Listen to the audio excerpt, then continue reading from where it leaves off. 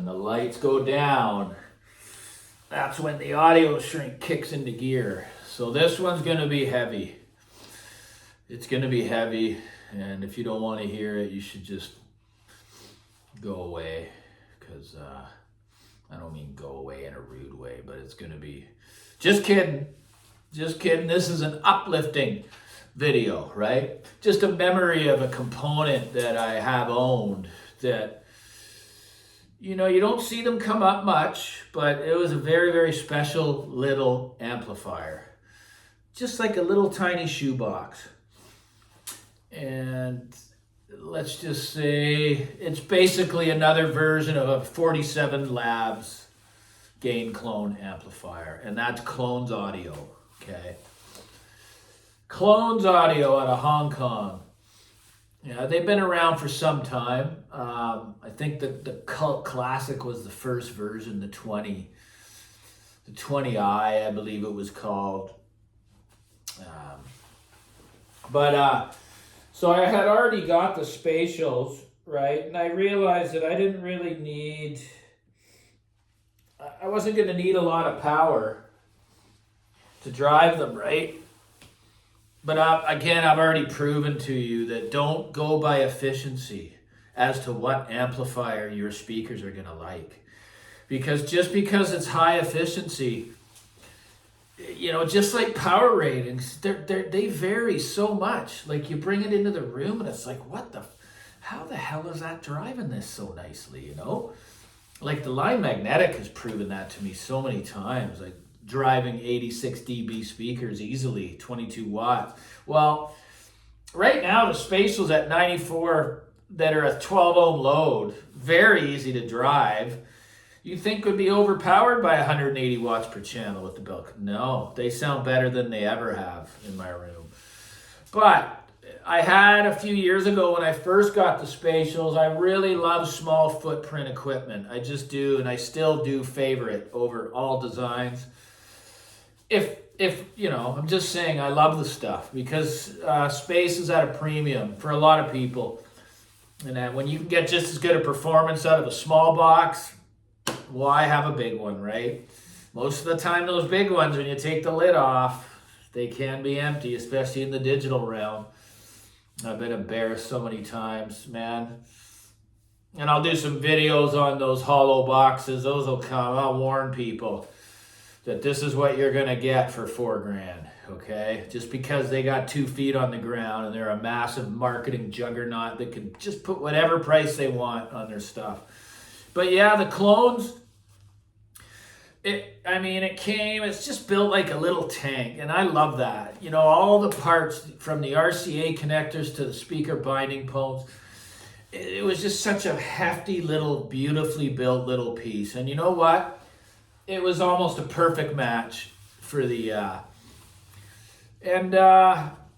think it was 25 watts per channel. I think it's the IR that I had, the more powerful version. There was 2, and then it came out with a more powerful version with an actual remote. And I enjoyed it so much. But again, this is a one-man show. You know, remotes.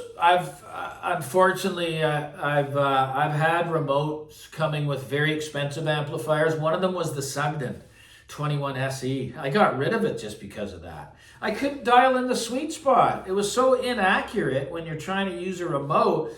You'd stop and it would just go that little bit further. And when you get out of that Class A can get really loud all of a sudden. When you get past a certain volume point, that pissed me off. Like, I just thought, okay, this is a beautifully cult classic amplifier. I love everything about it.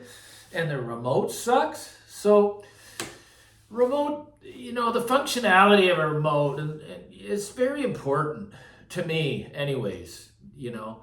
Don't make it an afterthought if you're going to design remote control for your components as a company. It's just a no-no to me. And of course, the clones. So you're sitting down there, and I guess because the actual sensor was too far back in the chassis, it would get a reverse reading, meaning you're turning it down and the thing's going up in volume, man. And he's way the hell out in Hong Kong. Do you think you want to pay for shipping all the way back there and bring it all the way back? But, you know, I always give feedback to manufacturers about that stuff. And, you know, this is just for anyone out there. Just be prepared for that if you find a used one on the market.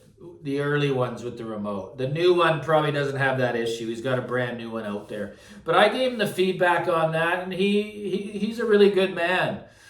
I forget his name, but he would have sent the new little remote board to your home, and you can install it very easily. It's just a plug. You just plug it in and one screw or something like that, and you're done. But, you know, I moved on from it. Why? Well, that was enough. It's too bad because that's a hell of a piece. I mean, the little clone's 25 IR. It was a perfect match with these high efficiency speakers. It wasn't a dull sound. It wasn't overly warm. It had the perfect amount of detail. And guys, it outdid amps like these Kinkies and stuff like that have that massive power rating of 180 watts per channel. It was freaking lean and just,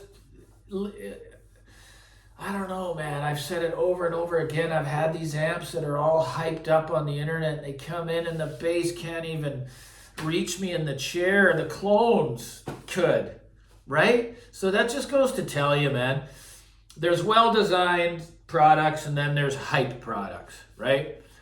And you're only going to learn, you can learn for yourself, or you can go by all the internet writings and all the marketing and all that stuff, okay? It beat the Kinky in the bass response. In low frequency extension, punch, better than the 180 watt per channel Kinky. Even better than the burst and timekeeper monoblocks, right? Which are something like, I don't know. Well, there's a 30 watt setting in Class A, but still they were lean in this littler space, my smaller space. They were lean. That's why I went to the NAD M23, which is almost a little too much. But, you know, the bel canto's just right in that area. But yeah, if you guys, you know, if you got some speakers that are, you know, fairly efficient, I'm just saying, if your speakers are really efficient, don't be afraid to try lots of power with them. You will be surprised. It's just if they're really efficient, don't put too little of power. Too little is always bad. It's just bad to do. But this drove them really, really easily. Yeah, it was a wonderful match. You know, I think they're great products, the clones. I don't know if there's any dealers at all. They have to be bought direct, but yeah, don't be afraid to try one of those out if they come around, but be prepared for that possible flaw in the remote, right? I just hate that stuff. But there you go. Clones Audio. Like and subscribe, please. It'd be great. Thanks so much.